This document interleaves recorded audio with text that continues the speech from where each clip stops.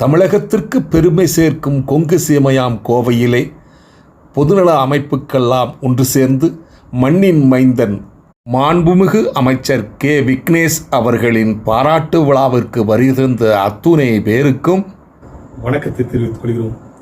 இந்த வீடியோவில் ஒரு வெற்றியாளரை கோவை தெற்கு பகுதியில் பிறந்து இங்கே இருக்கிற பள்ளியிலேயே நன்றாக படித்து நம்ம கோவையில் உள்ள கல்லூரிகளில் படித்து வெளிநாடுக்கு போய் நுணுக்கங்களை கற்றுட்டு வந்து தன்னுடைய தாய் ஆரம்பித்த பள்ளியை சிறப்பாக நடத்தி கல்லூரிகளை ஆரம்பித்து ஆர்ட்ஸ் காலேஜ், இன்ஜினியரிங் காலேஜ் போன்ற கல்லூரிகளை ஆரம்பித்து மாணவர்களுக்கு படிக்க வாய்ப்பை ஏற்படுத்தி கொடுத்து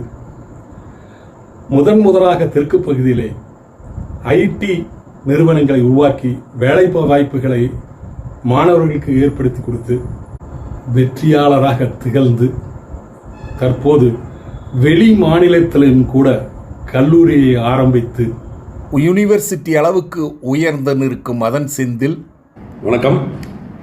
கோயம்புத்தூர் சவுத்தில் ஒரு மல்டிபிள் செட் ஆஃப் ப்ராப்ளம் நமக்கு இருக்குங்கிறது இங்கே இருக்கிற பல அமைப்புகள் மக்களினுடைய ஒரு பொதுவான கருத்து.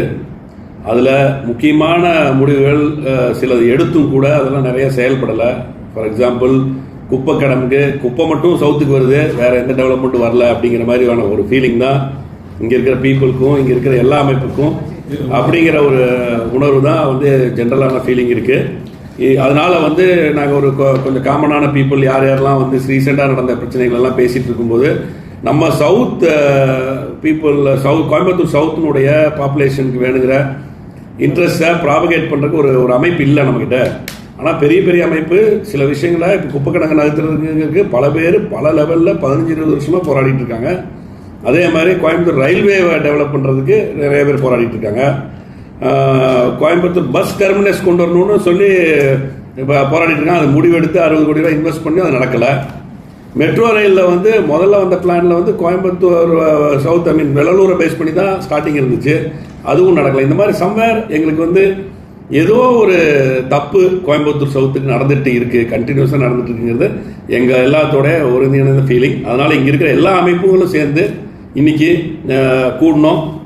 கூடி இதில் ஒரு காமனான குரல் கொடுக்கணும், ஒருங்கிணைந்த குரல் கொடுக்கணும், அதுக்கு ஒரு அமைப்பும் உருவாக்கணும் அப்படின்னு சொல்லி எல்லா அசோசியேஷனையும் இணைச்சு கோயம்புத்தூர் சவுத் டெவலப்மெண்ட் ஃபெடரேஷன்னா ஒருங்கிணைப்பு பேசிக்காக.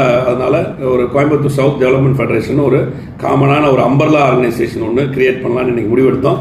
கிட்டத்தட்ட 30-40 பேர் ஃப்ரம் எல்லா டிஃப்ரெண்ட் வேறு ஆர்கன்ஸ்லேருந்து வந்தாங்க. இப்படி துவங்கப்பட்டதுதான் கோவை தெற்கு வளர்ச்சி கூட்டமைப்பு. தலைவலி, காய்ச்சல் அடிக்கடி தொந்தரவு பண்ணிகிட்டு இருக்குது. அப்புறம் பிள்ளைங்களுக்கு ரொம்ப கஷ்டமாக இருக்குது.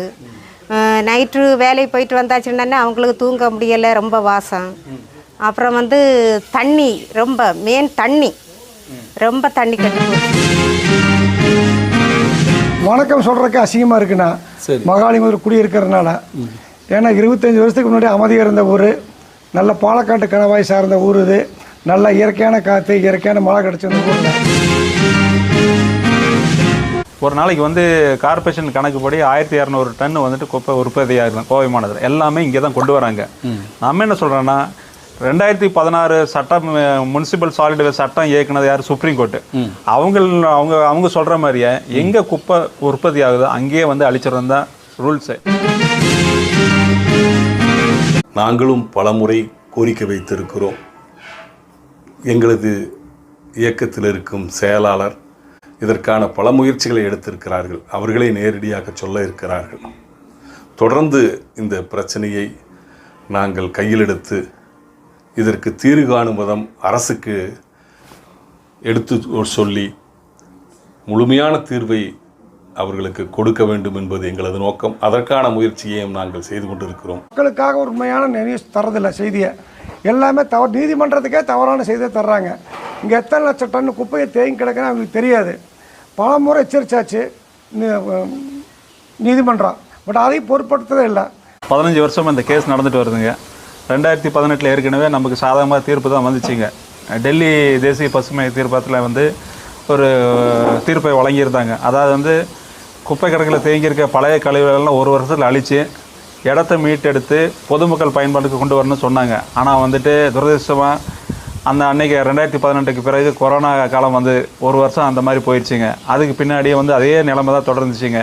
எங்களால் கோர்ட்டுக்கு போக முடியல, ஏன்னா கோர்ட்டெல்லாம் செயல்படாத ஒரு சூழ்நிலை அன்னைக்கு. அதை இந்த ஜட்ஜ்மெண்ட்டை அமல்படுத்த வேண்டி திருப்பியும் வந்து நாங்கள் வந்து 2022ஆம் ஆண்டு வந்து சென்னை தேசிய பசுமரத்தில் வழக்கு தொடர்ந்தேன். அந்த வழக்கு எண் 127 2022. பல கட்டமாக அந்த விசாரணை நடைபெற்று வருகிறது. அது ஒரு கட்டமாக இறுதி கட்டத்தை நோக்கி அந்த வழக்கு இப்போது சென்று கொண்டு இருக்கிறது. உடனடியாக ஏதாவது தீர்வு பண்ணலான்னு உங்களுக்கு ஏதாவது ஐடியா இருக்கா? இருக்குது. அதாவது என்ன தெரியுங்களா, ஒரு நாளைக்கு வந்து கார்பரேஷன் கணக்குப்படி 1200 டன் வந்துட்டு குப்பை உற்பத்தியாகும் கோவை மாநகரம். எல்லாமே இங்கே தான் கொண்டு வராங்க. நம்ம என்ன சொல்கிறோன்னா, 2016 சட்டம் முனிசிபல் சாலிட் வேஸ்ட் சட்டம் இயக்குனது யார்? Supreme court. அவங்க சொல்கிற மாதிரியே எங்கே குப்பை உற்பத்தி ஆகுதோ அங்கேயே வந்து அழிச்சிடறது தான் ரூல்ஸு. நம்ம என்ன கேட்குறோம் கார்பரேஷன் கிட்ட, இதுதான் கேட்குறோம், நீங்கள் எங்கே குப்பை உற்பத்தி அங்கேயே வந்துட்டு இதே மாதிரி பிளான்ட் அங்கே போடுங்க. 5 மண்டலம் இருக்குது, 5 மண்டலம் பிரித்து பண்ணுங்க. இப்போ அதே மாதிரிங்க இப்போ 21 கோடிக்கு வந்து ஜூலை 8ஆம் தேதி டெண்டர் விட போகிறாங்க. உக்கடத்தில் அந்த கஞ்சஸ்டான இடத்துல 21 கோடிக்கு வந்துட்டு பஸ் ஸ்டாண்டு புதுசாக கட்டுறாங்க. எது கட்டணுங்க? ஏற்கனவே 52 கோடி ரூபாய் செலவு பண்ணி பாலடைஞ்ச நிலையில் இருக்குது. அதை புதுப்பிச்சு ஒரு ஏற்பாடு பண்ணலாம். இப்போ நம்ம பண்ண முடியாதுங்க.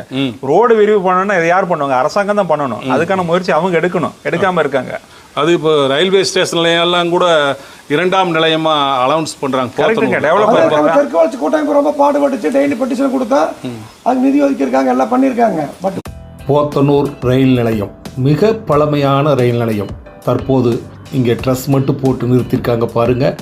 இந்த பிளாட்ஃபார்ம் கீழே கிரைனேட் எல்லாம் போட்டு ரெடி பண்ணியிருக்காங்க. தற்போது GM வருவதை வரவேற்கிறதுக்காக கோவை தெற்கு வளர்ச்சி கூட்டமைப்பின் சார்பாகவும் நாங்களும் அவரை வரவேற்பதற்காக சால்வையுடன் காத்து கொண்டு நிற்கிறோம். Sir good morning sir. Last time आपको मिला था और एक बार हमारे आने के लिए स्वागत है। Thank you sir. सर दूसरा एक सर ये जो काम है ना सर। नमस्ते सर, हमारा शहर में आने के लिए आपको दोबारा स्वागत करता हूँ. அந்த வேலையெல்லாம் ரொம்ப ஸ்லோவாக நடக்குதுங்க. லாஸ்ட் டைம் நீங்கள் வந்து வரும்போது கூட இந்த மேல்கூரையில் இப்படியே தான் இருந்துச்சு. ஒரு 25% கூட வேலை முடியலைங்க. நீங்கள் வரும்போது வேணால் அவசரமாக வேலை செய்கிற மாதிரி காமிக்கிறாங்க. அதை நீங்கள் ஒரு கவனத்தில் எடுத்துக்கணுங்க. கோவை தெற்கு வளர்ச்சி கூட்டமைப்பின் சார்பாக உங்களை மனமாற வரவேற்கிறோம் போத்தனூருக்கு. இது 2வது முறையாக நீங்கள் வந்திருக்க. ஏற்கனவே நாங்கள் கோரிக்கை ஒன்று வச்சுருந்தோம், இது வேலையெல்லாம் ஸ்லோவாக நடக்குதுன்னு. அது நீங்களும் கவனத்தில் எடுத்துட்டீங்க. ஆனாலும் இன்றளவு அந்த வேலையெல்லாம் முழுவதையும் முடியவில்லை. 41 கோடி ரூபா சேங்ஷன் பண்ணியிருக்காங்க. அது எப்படி நம்ம உறுதியாக நம்புறது? அது எங்கேருந்து எடுத்தீங்க? அதை வந்து என்னென்ன பண்ண போகிறாங்க? கடந்த பிப்ரவரி மாதம் 1ஆம் தேதி நமது மத்திய நிதியமைச்சர் நிர்மலா சீதாராமன் அவர்கள் நமது பாராளுமன்றத்தில் இந்த ஆண்டுக்கான நிதிநிலை அறிக்கையை சமர்ப்பித்தார். அதில் ரயில்வே துறைக்காக சிறப்பு ஒதுக்கீடுகள் ஒதுக்கப்பட்டிருந்தன. அது எப்பொழுதும் பிங்க் புக் என்று சொல்லி ஒரு டாக்குமெண்ட்டாக எல்லோருக்கும் வரும். இப்பொழுது அதை மாற்றி கன்சாலிடேட்டட் அக்கவுண்ட் ஸ்டேட்மெண்ட் என்ற முறையில் இப்பொழுது வழங்கியுள்ளார்கள். அதை வந்து நாம் பார்க்கும் பொழுது அதில் போத்தனூர் ரயில் நிலையத்தில் பிட் லைன், ஸ்டேப்பிள் லைன் மற்றும் சிக் லைன் வசதிகள் உருவாக்குவதற்காக 41.2 கோடி ரூபாய் ஒதுக்கியுள்ளார்கள். மேலும் இருகூர் போத்தனூர் இரட்டை ரயில் பாதை அதை சர்வே செய்வதற்காக 22 லட்சம் ஒதுக்கியிருக்கிறார்கள். இதுக்கு தெற்கு வளர்ச்சி கூட்டமைப்பு சார்பாக என்ன முயற்சி செஞ்சீங்க? எம் மணிலால் காந்தி தெற்கு வளர்ச்சியாக இருக்கிறேன். இந்த போத்தனூர் ரயில் முன்னேற்றத்துக்காக நாங்கள் வந்து பல அதிகாரிகளை சந்தித்தோம். முதலில் வந்து எல் முருகன் அவர்களை மேட்டுப்பாளையத்தில் சந்தித்தோம். தெற்கு வளர்ச்சி கூட்டமைப்பின் சார்பாக அண்ணாமலை அவர்களுடன் மத்திய அமைச்சரை போய் சந்தித்து வந்தோம். போத்தனூர் ரயில் நிலையத்தில் பல மாற்றங்கள் தற்போது அமிர்த் பாரத் திட்டத்தின் கீழ் நடந்திருக்கு. அது முன்னாடி போனோன்னே கார் பார்க்கிங் ஆகட்டும், 2 வீலர் பார்க்கிங் ஆகட்டும், நல்ல ரூஃபோட வசதியோட அங்கே இருக்குது.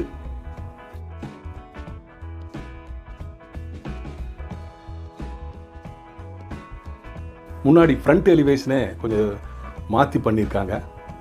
அது பெயிண்ட் அடித்தா இன்னும் நல்லா சிறப்பாக இருக்கும். அப்படியே உள்ளே போனோம்னா இங்கே டிக்கெட் கவுண்டர் இருக்கிற இடத்துல தனித்தனி கவுண்டர், ரிசர்வேஷனுக்கு தனி, டிக்கெட் வாங்குறதுக்கு தனியாக செட் பண்ணியிருக்காங்க. அது மட்டும் இல்லாத கீழே ஃப்ளோர் பார்த்தீங்கன்னா கிரைனைட் போயிட்டு பளபளன்னு அருமையாக வச்சுருக்காங்க. மேலே பார்த்தீங்கன்னா ட்ரெயின் நம்பர் எந்த டைமுக்கு வருது, என்ன ட்ரெயினுங்கிறத காக்கிறதுக்கு டிஜிட்டல் போர்டு ஒன்று வச்சுருக்காங்க. இதெல்லாம் பயணிகளுக்கு நல்ல வசதி இருக்கும். அதே சமயத்தில் பக்கத்தில் பயணிகள் வந்து தங்குவதற்கு அருமையான ஒரு ரெஸ்ட் ரூம் ஏற்பாடு பண்ணியிருக்காங்க. அங்கே பாத்ரூம் வசதியோட ஆண்களுக்கு தனியாக பெண்களுக்கு தனியாக அருமையாக ஏற்பாடு பண்ணியிருக்காங்க. ரயில் பயணிகளுக்கு செல்ஃபோனில் சார்ஜ் போடுறதுக்கு கூட நிறையா 3 பின் ப்ளக்கு போட்டு ஒரு தனி சுவிட்ச் பாக்ஸே வச்சுருக்காங்க பாருங்கள். அது மட்டும் இல்லை, தாய்மார்கள் தனது குழந்தைகளுக்கு பால் ஊட்ட வேண்டும் என்றால் அதற்கென்று ஒரு தனி அறை செப்பரேட்டாக வைத்திருக்கிறார்கள். இதெல்லாம் நல்ல பயணிகளுக்கு நல்ல உபயோகமான ஒரு செயலை செஞ்சுருக்காங்க. அப்படியே நம்ம ரயில்வே ஸ்டேஷனுக்குள்ளே போனால் அந்த பிளாட்ஃபார்ம் இங்கிருந்து அந்த கடைசி வரைக்குமே கீழே ஃப்ளோரிங்கில் சுத்தமாக நடக்கிறதுக்கு வசதியாக கிரைனைட் போட்டு மேலே ரூஃப் இப்போது ட்ரெஸ் எல்லாம் போட்டு செஞ்சிட்ருக்காங்க. மிக பழமையான போத்தனூர் ரயில்வே ஸ்டேஷனில் பல சிறப்பான வேலைகள் செஞ்சுருக்காங்க. இப்போ போனோன்னா நமக்கு கண்ணுக்கு தெரியுது, ஸ்டெப் ஏறி பிளாட்ஃபார்ம் தெரியும். அது வயதானவங்களுக்கு ரொம்ப சிரமமாக இருக்கும் மேலே ஏறி ஒவ்வொரு பிளாட்ஃபார்மில் போய் இறங்குறதுக்கு. அதுக்கு என்ன பண்ணியிருக்காங்க, 3 லிஃப்ட் வசதி இப்போ செஞ்சுருக்காங்க. நம்ம லிஃப்ட்லேயே ஏறி எந்த பிளாட்ஃபார்மில் இறங்கணுமோ அங்கே இறங்கிக்கலாம். அந்த மாதிரி வசதி செஞ்சுருக்காங்க. ஆனால் இன்னும் பல வசதிகள் நம்ம போத்தனூர் ரயில் நிலையத்திற்கு செய்ய வேண்டும் என்பது கோரிக்கையைத்தான் நாம் வைக்கப் போகிறோம். Coimbatore south federation development federation request some please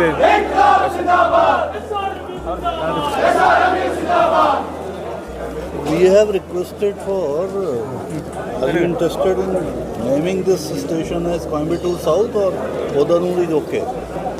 Yes, Podanur is okay, sir. Podanur is a very old one. It is old one. Not South. Coimbatore South is not a good name for a station. No. South, we require South is second station up in Coimbatore.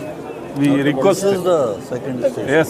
So we are already sanctioned. So many here, so many industries there, sir. 3 years we will create a new terminal. Okay, sir. Thank you, sir. Gone selected 2 times at Gandhi. Another, we are requesting from here to Ernakulam for Vande Bharat train, sir. From here, Podanur to Ernakulam. Should be Coimbatore to maybe it will take some time.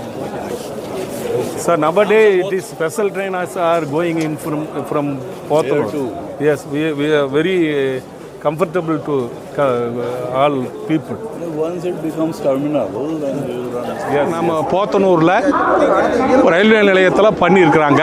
நாங்கள் என்னென்ன கோரிக்கை கொடுத்தோமோ அந்த கோரிக்கையெல்லாம் நிறைவேற்றிருக்காங்க. எங்கள் அத்தனை பேருக்கு ரொம்ப மகிழ்ச்சியாக இருக்குது. நீங்கள் பேட்டியை பாருங்கள். தவிர இந்த வழி வந்து சிரமமாக இருக்குதுன்னு சொல்லி ஒவ்வொருத்தரும் நினச்சி சொல்லிகிட்டு இருந்தாங்க அதிகாரிகள்லாம். அதுக்கு நாங்கள் ஏற்கனவே போனவரோட சொன்னோம், இங்கே அந்த நம்ம நஞ்சிண்டாபுரத்துலேருந்து வர வழி இருக்குது, அந்த இடத்த வழியை நம்ம ரயில் நிலையத்துக்கு உட்பட்டதான். அதை கொஞ்சம் பெருசு பண்ணுனா இங்கே போத்தனூர் ரயில் நிலையம் இவ்வளோ பெருசு ஆகிற போது நிறையா பயணிகள் வந்து போகிறதுக்கு வசதியாக இருக்குன்னு நாங்கள் சொல்லியிருக்கோம். அதுபோக இந்த இடத்துல ஒரு கிராஸாக ஒரு வழி ஏற்படுத்தியிருந்தாங்க. அங்கே வந்து 2 வீலர் மாதிரி இருக்கிறவங்க போய்க்கலாம். அப்புறம் மெயின் வழி இருக்குது. அதுபோக பின்னாடி பக்கம் அந்த கோயிலுக்கு பக்கத்தில், முனியப்பு கோயிலுக்கு பக்கத்தில் அங்கே ஒரு வழி வச்சுக்கலாம். பின்னாடி பக்கம் நம்ம வெள்ளலூர் போகிற வழியில் அங்கே ஒரு வழி இருக்குது. ஸோ 5 வழியை நம்ம இங்கே போத்தனூர் ரயில் நிலையத்தில் ஏற்படுத்த முடியும். இதைய அதிகாரிகளுக்கு நாங்கள் சொல்லணுங்கிறதில்ல, அவங்களுக்கே தெரியும். நீங்களே அதை ஆய்வு செஞ்சு இந்த அளவுக்கு நம்ம போத்தனூர் ரயில் நிலையத்தை மேம்படுத்த போது இந்த 5 வழிகளை நீங்கள் கரெக்ட் பண்ணிங்கன்னா மிகச்சிறந்த ஒரு ரயில் நிலையமாக வருங்காலத்தில் பயணிகள் பயணம் வரும். வெள்ளலூர் குப்பை கிடங்கை அகற்றச் சொல்லி மனித சங்கிலி போராட்டம். எங்கள் ஊருக்கு பக்கத்தில் இருக்கிற வெள்ளலூர் குப்பைக்கூடனை சுற்றியும் ஸ்ரீராம் நகர், மேட்டூர் ரோடு, அப்படியே போன கோணவாய்க்காப்பாளையம் ரோடு, மகாலிங்கபுரம், நிறையா மக்கள் அங்கே வாழ்ந்துட்டுருக்குறாங்க. அவங்க பிரச்சனையை தான் பார்க்க போகிறோம். வாசம் வேறு அதிகமாக இருக்குதுங்கிறாங்க. அது மட்டும் இல்லை, குடிக்கிற தண்ணி பைப்பு திருவினா மஞ்சள் கலரில் கெமிக்கலாக வருதுங்கிறாங்க. பல முறை அரசாங்கத்துக்கிட்ட எடுத்து சொல்லியிருக்கிறாங்க. இதுக்காக இந்த பகுதி மக்கள் எல்லாம் சேர்ந்து சேவை மனப்பான்மையோட எந்த கட்சியும் சாராமல், வேறுபாடு இல்லாமல் கோயம்புத்தூர் தெற்கு வளர்ச்சி கூட்டமைப்பு அப்படிங்கிறத ஒன்று உருவாக்கி இந்த மக்கள் பிரச்சனையை நம்ம மாமன்ற உறுப்பினர்கள்ட்டெல்லாம் எடுத்து சொன்னோம். ஆனால் சமீபத்தில் பழக்குடோன் வருதுங்கிறாங்க, காய்கறி மாட்டு வருதுங்கிறாங்க, லாரிப்பேட்டை வருதுங்கிறாங்க. அவங்களே வேண்டாங்கிறாங்க. இருந்தாலும் அதை கொண்டு வர்றதுக்கு தீர்மானம் பாஸ் பண்ணிட்டாங்க. நான் துறை சார்ந்த அமைச்சருக்கும் முதலமைச்சருக்கும் மக்கள் நிறைய பேர் கோரிக்கை வச்சுருக்காங்க. அதெல்லாம் நம்ம பார்க்க போகிறோம். இப்போது கூட்டுக்குழு சார்பாக ஒரு மனித சங்கிலி போராட்டம் நடத்துகிறாங்க. பார்த்தது மட்டும் இல்லாமல் இதையை ஷேர் பண்ணுங்கள். அப்போ தான் அமைச்சருக்கும் முதலமைச்சருக்கும் இந்த செய்தி போய் கிடைக்கும். ஏதாவது ஒரு தீர்வு கிடைக்காதன்னு அந்த மக்கள் ரொம்ப ஏங்குறாங்க. அவங்களுக்கு வேறு வழியே தெரியல. இதை பார்க்குற மற்ற மக்கள் எல்லாம் அந்த மக்களுக்காக குரல் கொடுங்க. இந்த வீடியோ பார்த்து அங்கலாப்படுங்க. அரசுக்கு இதை எடுத்து சொல்லுங்க.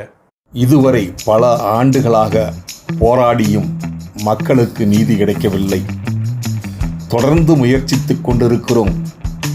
கோவை தெற்கு வளர்ச்சி கூட்டமைப்பின் நம்பிக்கை நட்சத்திரம்.